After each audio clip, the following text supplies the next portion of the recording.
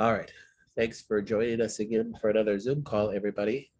And of course, this recording will be up on our new platform, which everyone will have the opportunity to be in and access those recordings.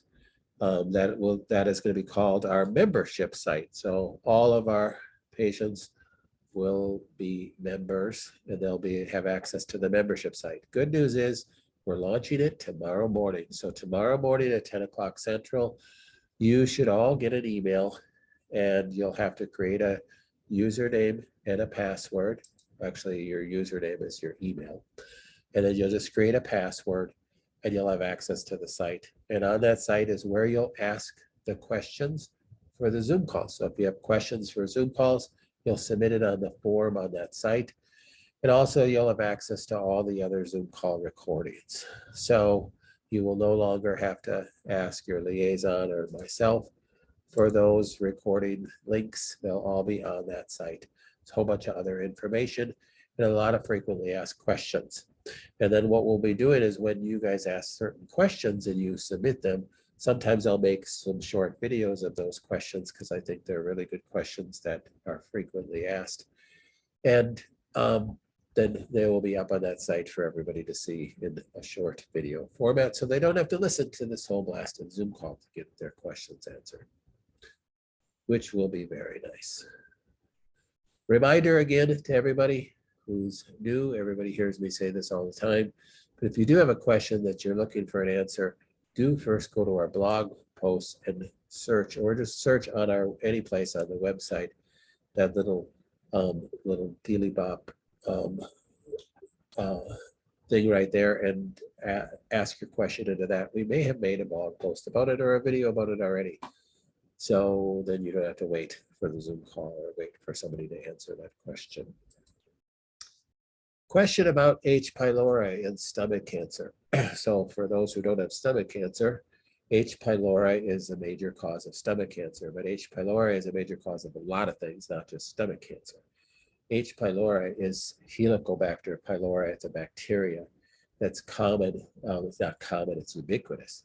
Matter of fact, everybody has most people, I should say, have some form of H. pylori, some species of H. pylori that is a part of their microbiota. But it's when H. pylori gets out of hand and starts growing, when it starts growing and grows in the stomach, it is the cause of stomach ulcers, but it is also the most common cause of stomach cancer worldwide. But it also causes other things. It is top 5 causes of cardiovascular endothelial dysfunction. It's a major cause of other cancers, gastrointestinal cancers, and cancers elsewhere in the body too. So it could even be a cause of melanoma, skin cancer, crazy enough. I've had people with chronic H. pylori infections that cause skin issues. So major skin rashes and such from H. pylori they had no idea that it had H. pylori infection. So we treated the H. pylori infection and their whole skin rash went away. So H. pylori can be a nasty little bug that can cause a lot of problems. Sorry, off topic, back to this question. I've been having gas-type stomach pain with somewhat of a decreased appetite. The pain continues, but many times this is reduced or goes away when I pass some gas. Sometimes the pain is pretty bad and it may last for an hour or so. So first of all, I'll stop there. All this, the symptoms right here, may totally not be associated with the H. pylori, just so you know. Taking a shot of aloe vera juice helps to alleviate the pain. I also have been experiencing dizziness and lightheadedness. So that may also have nothing to do with the H. pylori. So the bacteria itself can cause ulcers too. Remember I said, as a matter of fact, almost all stomach ulcers are caused by H. pylori. But the dizziness and lightheadedness is a concern to me, and I'll speak on that in a second. This, I'm thinking the dizziness and lightheadedness, occurs on a daily basis and started about 2 weeks ago. Dizziness occurs when I get up from lying down or sitting for a period of time. Getting up from a sitting position just goes away with rest and time. Okay, so let's address this first before we get to the symptoms here, the questions here.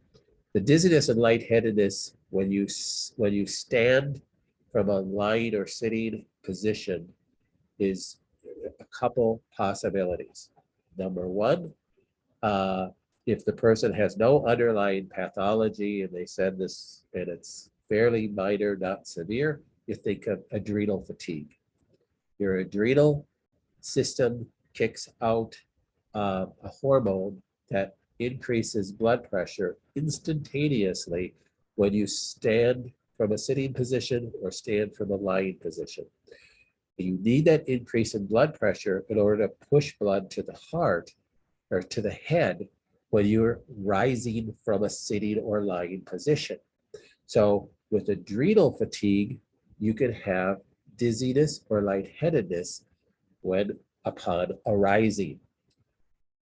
Very common, probably the most common cause of what is asked here. But with underlying pathology of cancer, you have to rule out anemia as well. So anemia, which has to do with decreased red blood cell count, a decreased hemoglobin, which is the oxygen carrying capacity of the red blood cell, will, even if you have really healthy adrenals and you have no issue with that hormone production, you can get the same symptoms because you have a decreased oxygen carrying capacity of oxygen to the brain. So the brain functions on glucose and oxygen, its main fuel sources, and when those are decreased, you're going to have dizziness and lightheadedness. So anemia, you'd want to rule that out with a complete blood count, a CBC. So I don't know who wrote this question, but definitely make sure you go get a CBC, go get a complete blood count. If you don't have a doctor who will order that, call us, we can order it through our site as well. Because we want to rule out anemia. If your red blood cell count, your hemoglobin is within normal range, it's definitely adrenal fatigue. And then we can deal with that with some nutrition. Questions. Are the symptoms that I'm having due to the H. pylori? No. And will this get better with the change of supplements that I recently had? Probably not. I don't know your change of supplements. So you really need to rule out those two things that I just said. Is there anything I can do differently to alleviate the pain? So yes, we want to find out what that pain is coming from. And if that pain is coming from possibly an ulcer, possibly the cancer, we want to make sure we rule that out. Why did these symptoms start after I was doing and feeling pretty good? Well, that's the nature of the beast when you're dealing with cancer, is it could go in waves.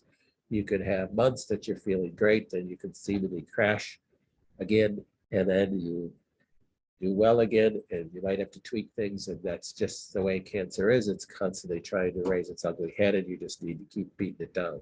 So we need to get to the symptoms are signs, remember. So don't ignore symptoms, they're signs, and we want to investigate the causes to these. So firstly, I would say to this person, we need to get some blood work done and see. You can have, the pain could be from an ulcer also, and that could cause the pain, and then the ulcer, a bleeding ulcer, would cause the loss of blood in an anemic state and cause the dizziness and lightheadedness. So we want to get to the cause and figure this out. Next questions. Could the black salve bloodroot capsules be that I'm taking cut off nerves in my rectal area that could make my cause tingling type symptoms in that area? I would say no, because black salve bloodroot just does not do that. Even if you were putting bloodroot on as a paste, it doesn't do that. So even doing Bloodroot, that's the safe part of using Bloodroot as a cancer killer in like a melanoma or a breast cancer that's come to the surface. It doesn't kill any healthy tissue. So it won't damage any neurons. So tingling is from some sort of nerve damage from something. So a cancer can cause nerve damage. Um, a chemical that is a caustic chemical can cause nerve damage, like chemotherapy drugs can cause nerve damage. That's why you get neuropathy from that. So a tingling is called a neuropathy. So that's what you're dealing with. So, and I guess finish the question, and neuropathy worse here. Yeah, so the red blood black sap would not cause that to get worse. Could this cause pain where I have bowel movement? Could this be making more inflammation? Now, black sap, so if the cancer is dying, then you could have inflammation that's going on, yes, but black sap doesn't cause inflammation. So it'd be only if the cancer is coming out or dying that you have an inflammatory response. If you're asking if what causes an inflammatory response that is a positive inflammatory response is when your immune system is attacking something. That's a good thing. But that wouldn't be black sap. That would be some other immune stimulation that you're taking. So what should I do? We should set up a time where we should talk and go over some ideas that we could look at. Do I just trust the process? Well, I think there's a time that we do trust the process, but you have to be wise, just like I said in the last question. You know, symptoms are signs of something. Your body's trying to tell you something. It doesn't always mean a bad thing, but we at least need to investigate and walk through that, you know, together and see if we need to do anything different. Maybe it isn't, but we need to at least ask those questions. Next question. I noticed that a large portion of the recommended protocol, this person is talking about what I recommended for them, is a modified version of the Joe Tippens protocol. The Joe Tippens protocol is using fenbendazole and curcumin and vitamin E and berberine and CBD, which I've never heard of until now. So we don't typically, so you're right, we don't typically like, oh, we're putting you on the Joe Tippens protocol. No, we test for what we want, and so we don't use the exact protocol that somebody else created very rarely. So it may be similar, but it's often different. Well, it seems promising, and I expect I was tested for this. Yes, so if we recommended it, I tested you for it. Is it appropriate to ask what your clinical experience is with this protocol? Sure, but I can't really answer that because everybody's different and nobody's just on that.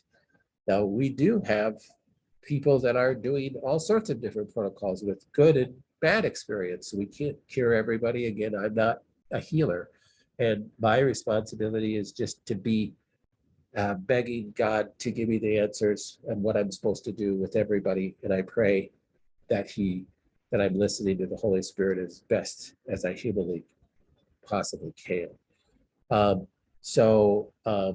I saw there's a Stanford case study of 3 humans who used the protocol. Interesting. I've never seen that study, but I've never looked for it. Are there others? I highly doubt it. On protocols like this, something that is non-drug related, you're just not going to find any studies that are using that alone.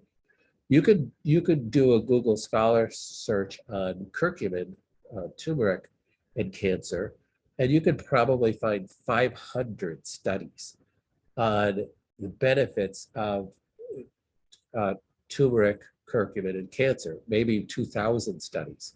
But most of them, at least any of them that are done in the United States, will be done concurrently with chemotherapy. It's pretty hard to get an IRB. That's what you have to do to get a study approved, and that has to be approved through different processes legally, and to do a human study on somebody. Even a mouse study has to get an IRB approval. You'll never get anything published without an IRB approval. You won't get an IRB approval with any nutraceutical in the United States unless you're doing it concurrently with chemotherapy.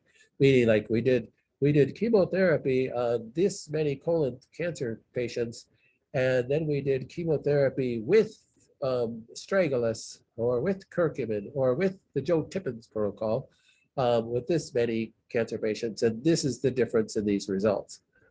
Usually the number of the study is so low, like 3 humans on this Stanford study. Well, it's not worth anything really to me. In order to be a legitimate study, you have to have a pretty good populous group, but you're not going to get that unless there's some funding behind it as well. So most natural therapies, you're not going to find any studies. Some studies done in Asia. Japan does a lot of studies on different natural therapies because they don't have the drug companies with such a pull over there. So there's more altruistic effort in order to find possible cures, regardless of whether there's money involved in it in the end, than there is in the United States. Well, pretty much, if I could say, maybe all the studies that are approved in the United States for any type of cancer therapy are funded through the pharmaceutical industry.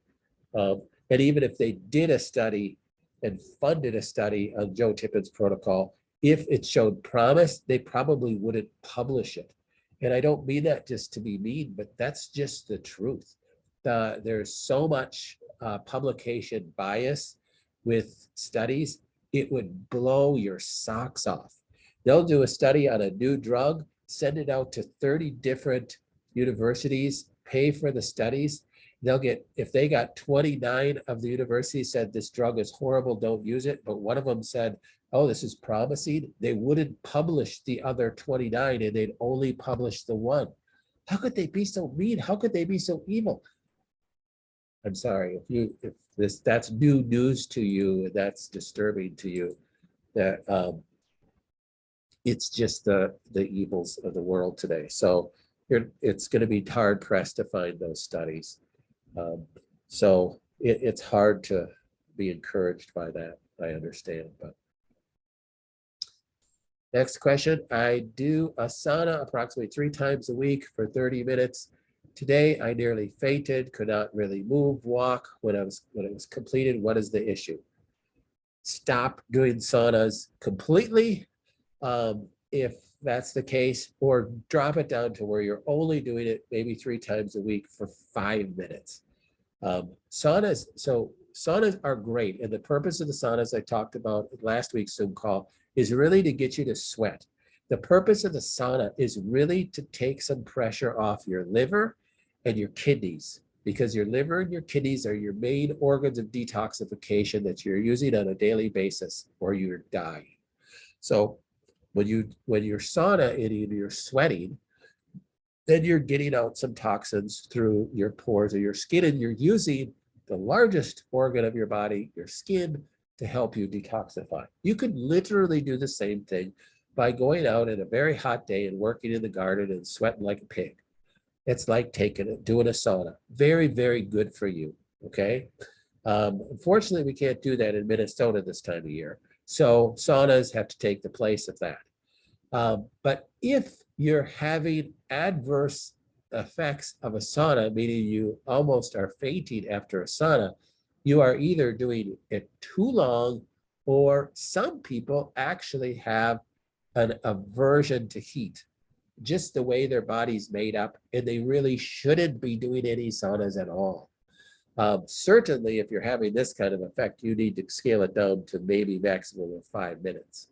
I've had other patients that say, I can be in a sauna for 30 minutes. I'm not sweating at all. I don't know what it is. I just don't sweat in the sauna. The more they do a sauna, and they don't have any adverse effects, so I tell them to keep doing it. the more they do a sauna, now their pores start opening up and they start having the sweating effects in a shorter and shorter period, and now they start getting benefits of being a sauna. But if you're a person that you've done 120 saunas and you've done them for 30 minutes and you never sweated, well, you might as well just stop doing the sauna because you're really missing the benefits of the sauna. That's sweating. You're not getting a core temperature increase in a sauna enough to really affect any deep cancers. If you have a skin cancer, sauna can be very good. If you have a brain cancer, you really shouldn't be doing a sauna for a brain cancer. And for a child, you really shouldn't be doing a sauna with a child, shouldn't be doing a sauna. I know different people will say differently. That's just my opinion. I don't think that's wise. Okay, so your questions on the chat. My son has encouraged NAD, IV treatments, and hyperbaric oxygen chamber. Not marked pro or con on my recommendations. Are there any general contraindications? Yes, you want to do some research on the NAD IV treatments for sure. There can be some very strict contraindications, and you can get some severe adverse reactions on that. Now, that's not my specialty by any stretch of the imagination, but I've had patients, NAD IVs were very big for people that had drug addictions, and they were very beneficial for that. But they also pushed out a lot of toxins that caused a lot of severe adverse reactions, and they were actually outlawed in the United States, I know, for a period of time. So I would check into that. I wouldn't just jump into that. Hyperbaric oxygen chamber really is good for anybody as long as you can tolerate it. Some people, like with my sinus issues, I can't do it. And some people have issues with just claustrophobia. But hyperbaric oxygen is a great tool for brain cancer, but it's a great tool for anything. It's really good for your brain. It's really good for helping to ward off early dementia as well. So it's a great, and it can be helpful for other cancers. But most of the studies with hyperbaric and cancer have to do with brain cancer. So I would look at the contraindications, and I'm not one to speak about with NAD. I would really investigate that before I jumped into that. Sometimes I get splits in the skin in my thumb and pointer finger and big toe that I think have been associated with the Rife accessories like the spiral bulb. Is this common? I could not for the life of me think that the Rife had anything to do with splits in the skin. Typically, when you have a split in the skin like that, it's a nutritional deficiency. We should think about doing a blood test for nutrients. Can't think off the top of my head what the nutritional deficiencies are when you get split skins like that. I'd have to look it up. But there is a blood test that measures nutrients in red blood cells. That's a good one to run that I can look up as well. So contact your liaison about that. Question, what is blue methylene and what is it used for? I don't know. I'd have to look that up. I don't know what that is. Next question, I missed the first few minutes of today's call. So if you mentioned this, I apologize. Have you sent the email? Yes, so we're sending the email out at 10 o'clock tomorrow morning, Central Standard Time. So look in your junk spam folder because it may go to spam because it's going out to everybody all at once. So when an email goes out to a lot of people, many times your Gmail or something will push it to spam or to promotions. So make sure you look at that. It's going out at 10 o'clock Central Time tomorrow morning. So if you don't get the email, then email me at info@connorsclinic.com, info@connorsclinic.com, say I didn't get the email, and I will make sure your email is in the system to do that. So some people may not get the email because for some reason we don't have them in our email system for that. Can't imagine that we don't, but some people might not. Okay, next question. I was looking forward to catching, smoking, eating some catfish this season. Why is catfish on my cancer protocol a no-eat list? Would other fish with scales that are bottom feeders be on the no-eat list too, like suckers from Clean Water? By the way, I am a new subscriber. I just began the protocol this week. Yeah, so it's catfish are on the no-eat list mainly because they're bottom feeders, just like shrimp and lobster and things like that. So can you eat them once in a while? Yes. Okay, so yes. Matter of fact, I might come over to your house when you're going to have this meal because it sounds really good. But that's another story. So again, with your diet that we're giving you, it is not a religion. It is something for you to follow as best you can. So we put no pork on somebody's thing. Does it mean you can't have a little bit of ham on Easter dinner when everybody else is eating? No, you can. So just, it's not something like if you ate just a little, your cancer is going to take off growing or anything. That's not the issue. And with catfish, that's not the issue at all. It's not a feeder of the cancer. It's just not good for you because they're bottom feeders. And eating bottom feeders, you're just getting, not the best food quality.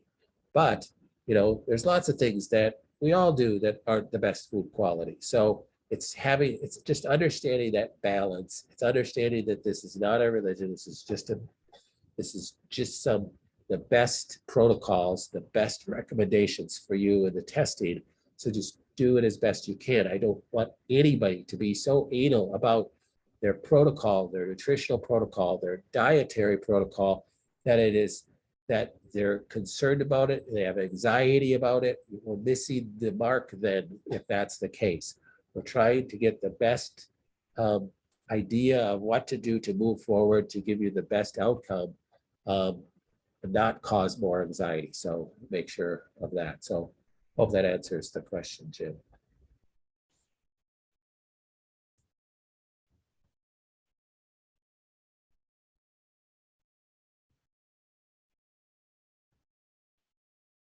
Any other questions? If you do want to speak a question in, you can just unmute yourself, but I cannot unmute you. So a lot of people on the call today.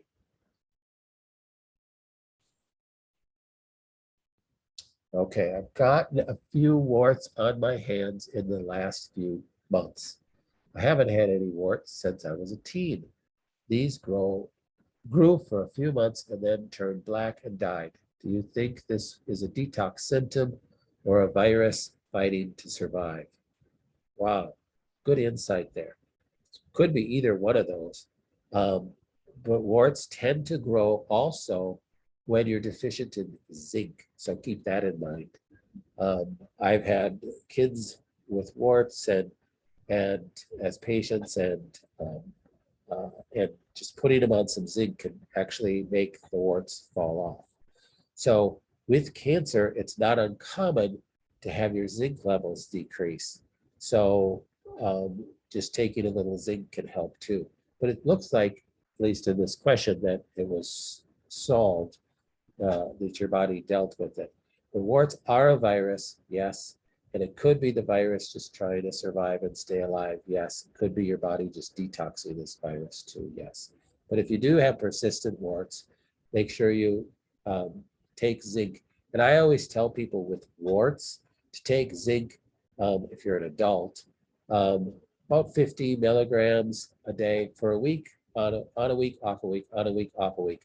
This is a person when I used to have patients that were non-cancer patients. And pretty much most people, the warts fell off. With kids, you don't do as high a dose of milligrams, but the same procedure, on a week, off a week, on a week, off a week. And usually by the third week or fourth week, the warts literally fall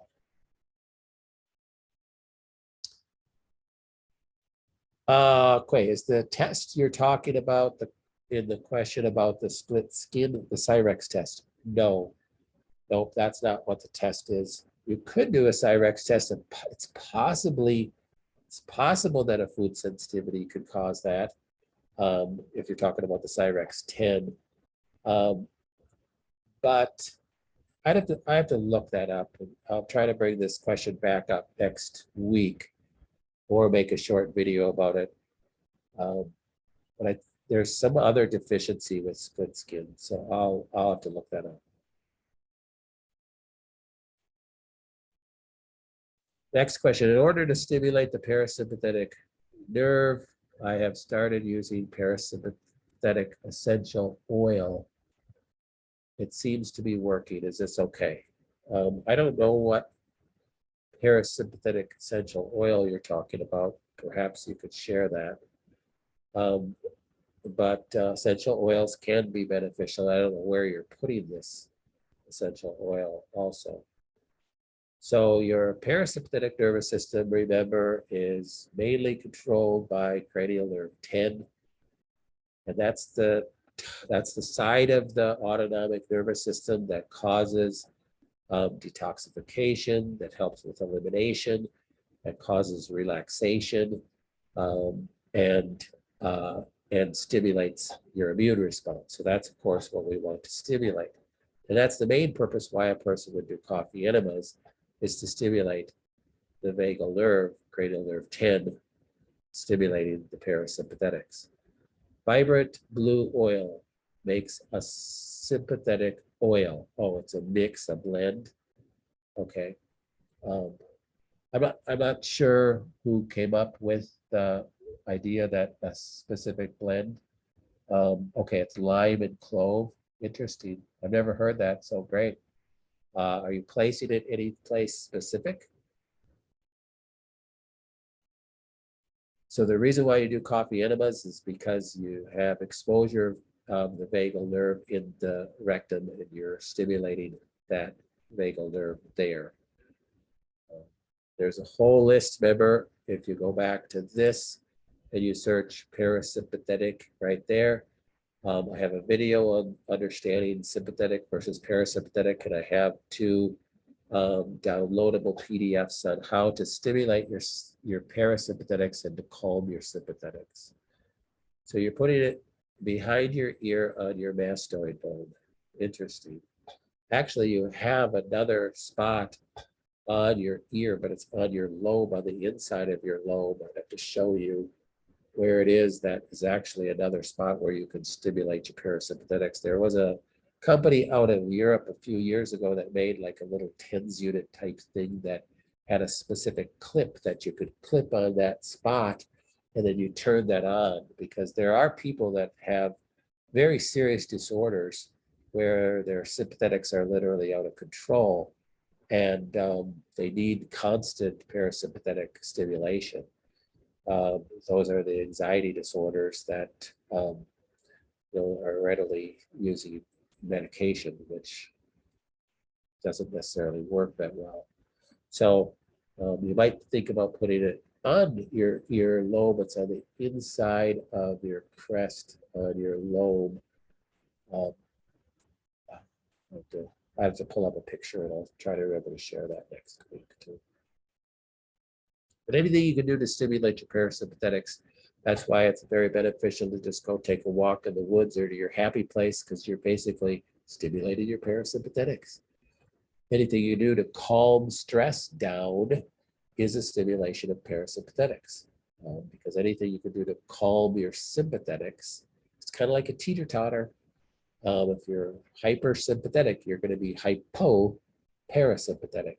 So anything you do to calm the sympathetics or the fight or flight response down, the better off you're going to be and the more healing you're going to have. That's why I say over and over again, the more stressed you are and anxiety ridden you are and focused you are on your cancer, the more you're fueling your cancer.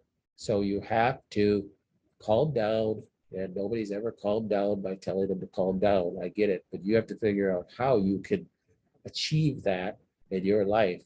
So please go to the website, search parasympathetic or sympathetic, and you'll see a video and a bunch of exercises that will help you um, um, help you achieve that as best as possible. So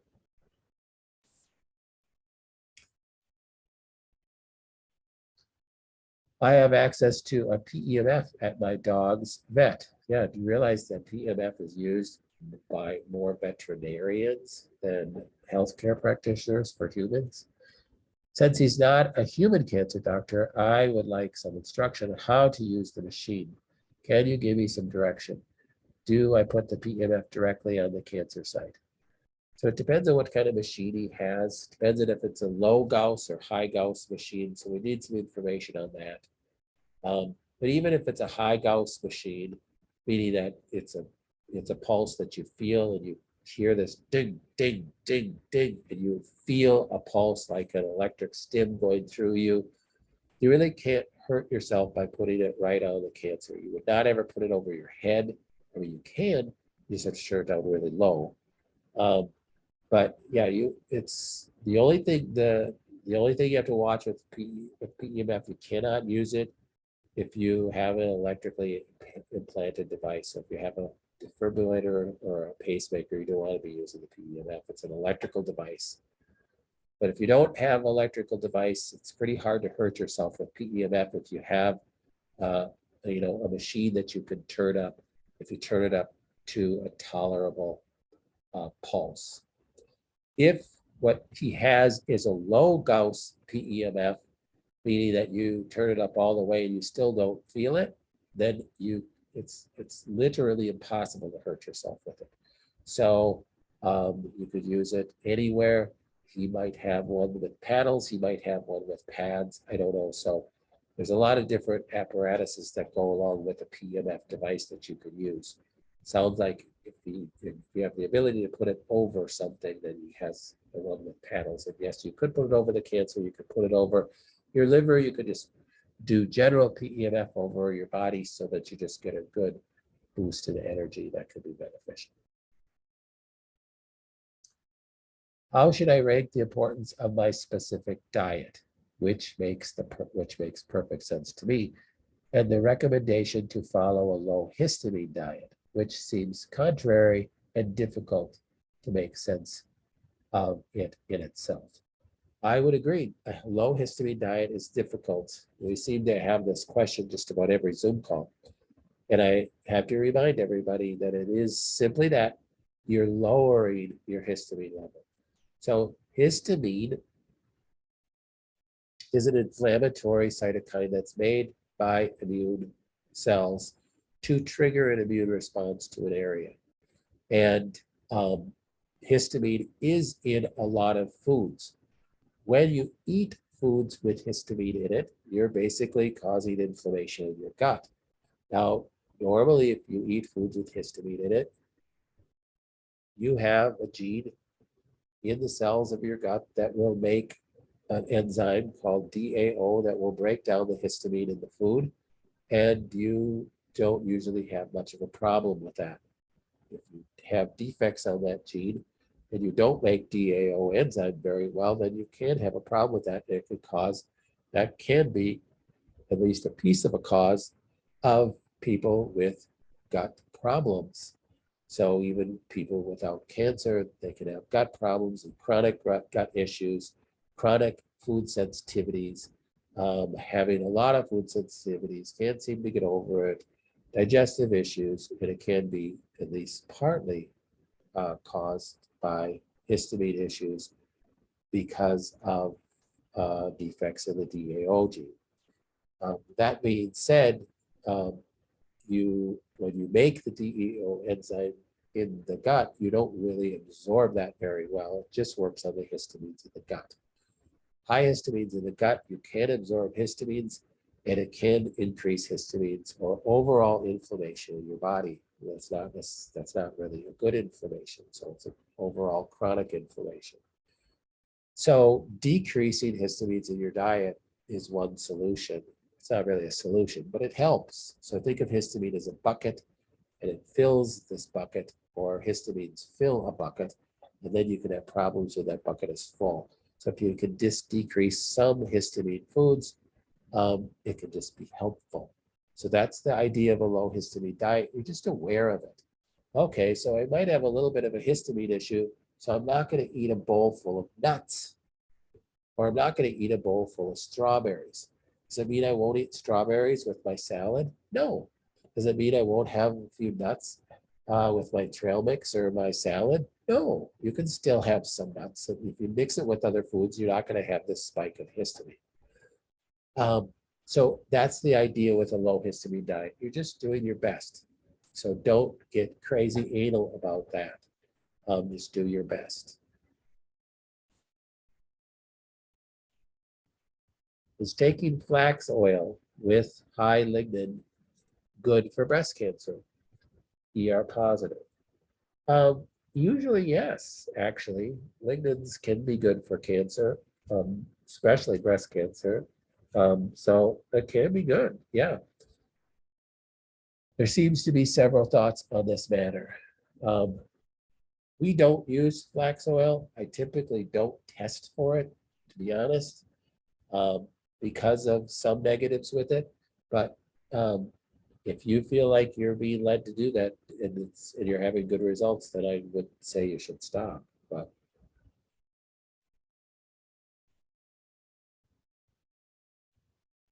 what's the difference between the DAO gene and the ABP1 gene as far as histamines? So the DAO gene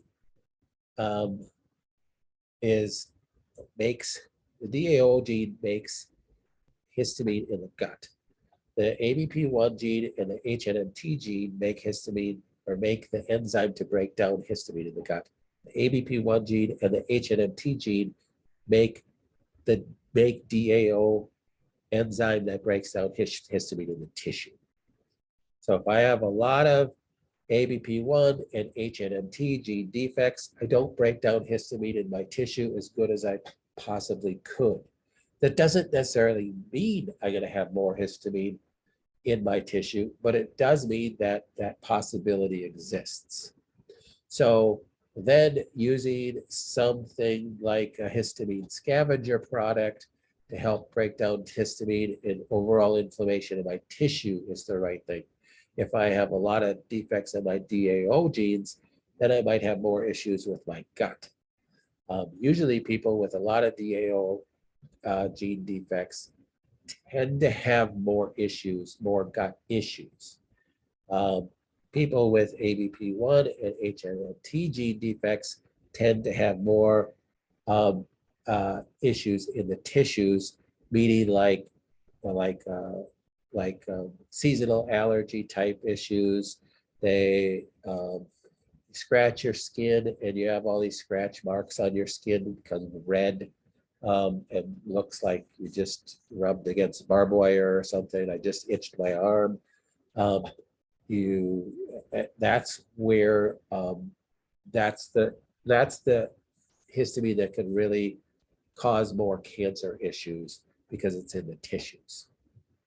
So it is different where it's located, and it's different on where the enzyme is being created. Is it being created in the gut? Remember I said the DAO enzyme that is being created in the gut to break down histamines in the gut typically does not absorb. So histamines absorb, and if you have defects in DAO enzymes and you're eating a ton of histamines foods, and you could be absorbing some of those, and that could cause more tissue issues too. So, but it's where the enzyme is being created. So where it's breaking down the histamine, in the tissues or in the gut.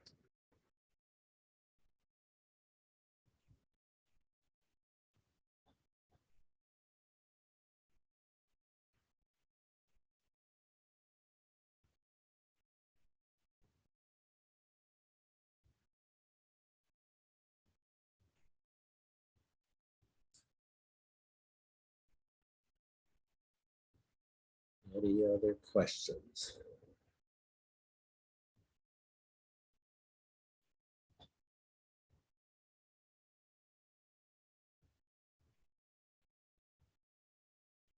So will we know that difference? Will we know if we're tested it with what yes, you'll know that by the genetic test. So the genetic test is going to show either DAO gene defects or ABP1 gene defects or HNMT gene defects, or, I mean, everybody has some defects, but it's when you have an abnormally high amount of defects that it's a concern. Right.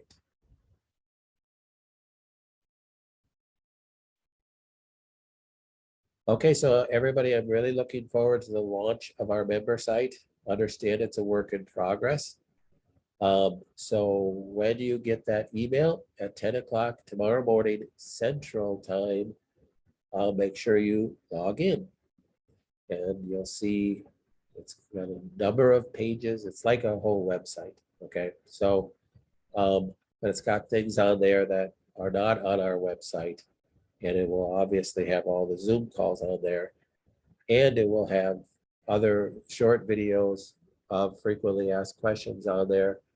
And I'll just continue to make more things to go on there. And we just want to continue to improve that site for you guys. So if you have, you know, ideas to improve it, then for sure share those too. Doesn't mean I'll do it, but no, just kidding.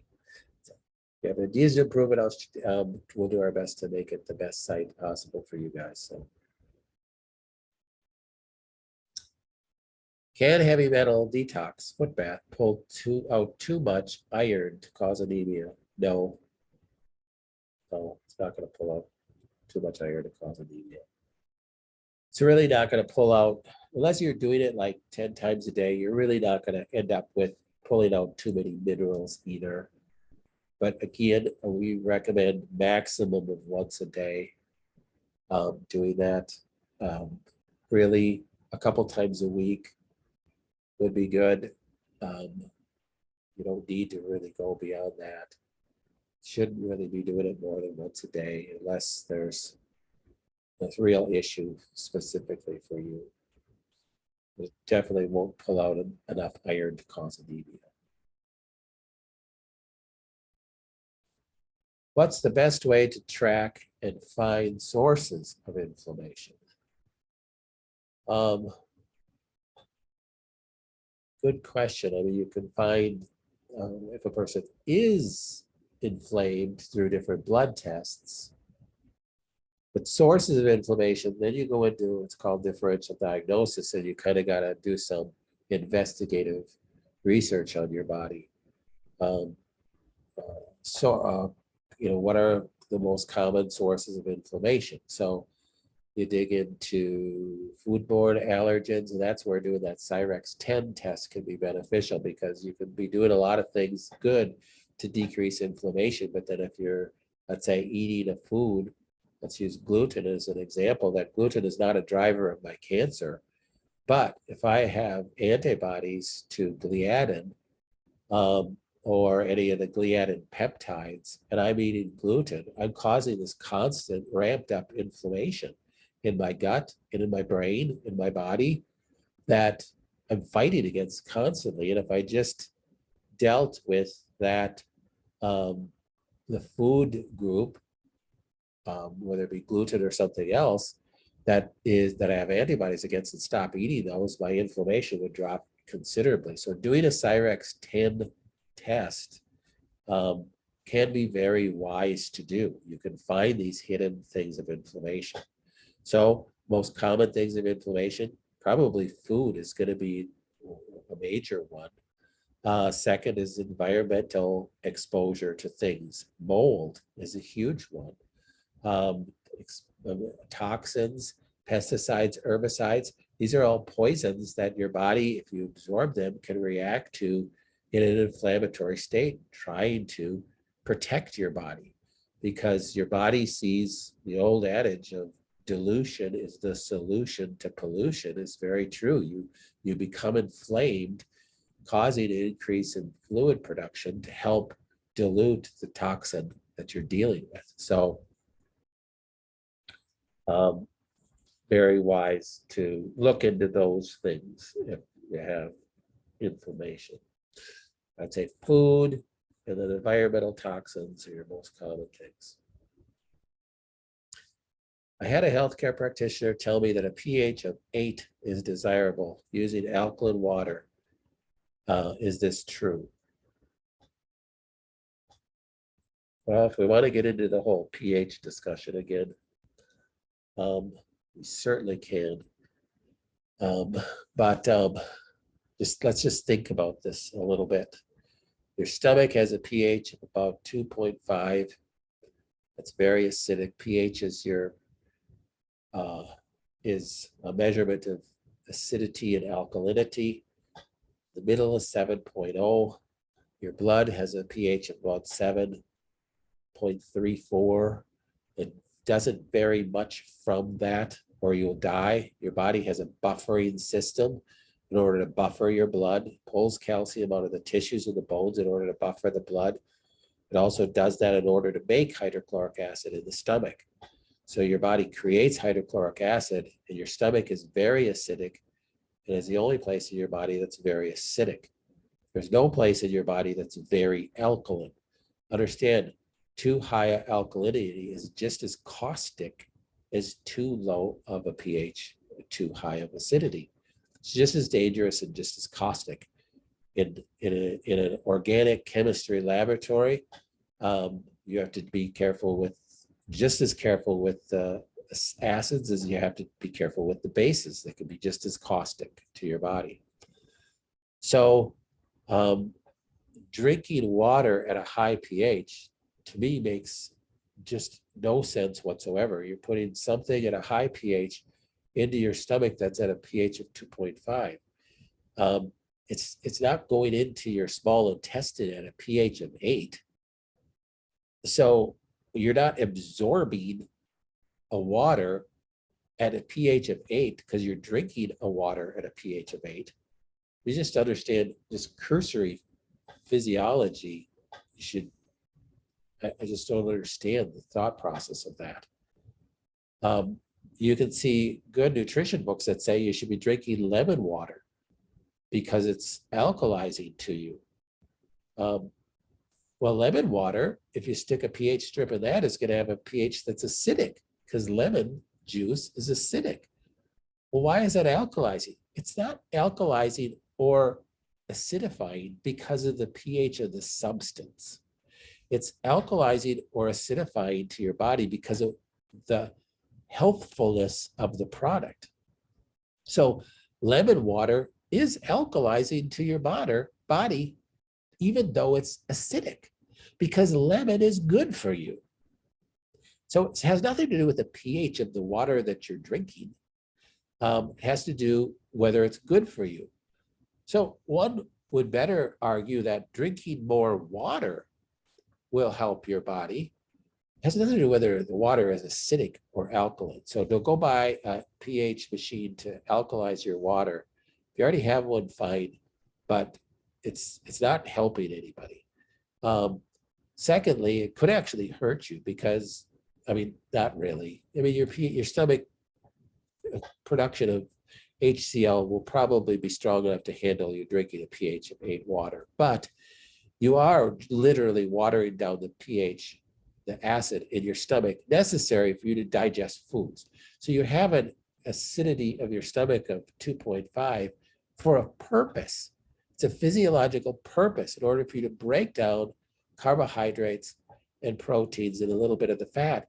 That's the purpose of that. So if you have an elevated pH in your stomach, let's say it's not at 2.5, it's 5.0, because your body isn't making enough hydrochloric acid, you're going to cause ill health. That is one of the major reasons why you have H. pylori overgrowth in the stomach and causes of ulcers, and what we discussed earlier in this talk about with H. pylori causing stomach cancer. It's because H. pylori is ubiquitous everywhere in your body. It's a bacteria that is an opportunistic organism, and it will take off if your pH of your stomach is elevated, meaning you're less acidic. So actually, you could be causing yourself H. pylori infection by drinking high alkaline water. But we could argue that until the cows come home. but that's just my physiological answer. That makes the most sense to me. So I just don't understand why anybody would think that way, but I could be completely wrong. So I'm open to discussion. But and I was using organic lemon juice in a smoothie every morning for years, but on the low histamine diet, we are told to stay away from citrus. Yikes. Yeah, again, it's that balance, okay? Doesn't mean you can't have some lemon juice in your smoothie every morning. That's not going to spike your histamine levels. Plus, again, when you have something with histamine mixed with other things, it's kind of watering down the histamine, so it's not going to be a big issue. Remember, almost everything has histamine, so it's not about eliminating histamines. It's about, I'm not going to not eat strawberries because they have histamines in it, but I'm certainly not going to not eat nuts. Goodness sakes, my favorite food. So, but maybe I'll eat a little less. Maybe I'll mix them with other things. Maybe I'll just be aware of that, conscious of that. If I eat them on an empty stomach, that's probably not quite as good. I might get a spike in histamine. I might be taxing my system. I might be filling my histamine bucket too quickly.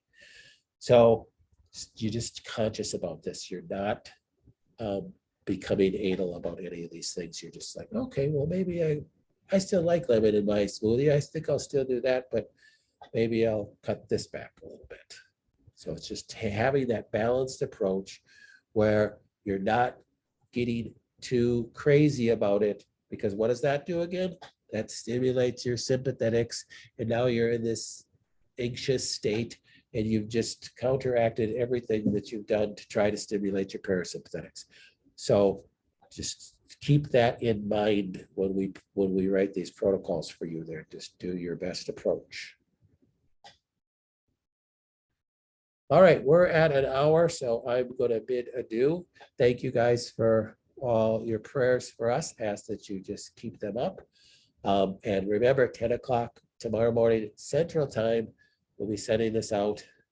And if you don't get an email, just email me, and we'll try to get you going on the list. I'm hoping that it works.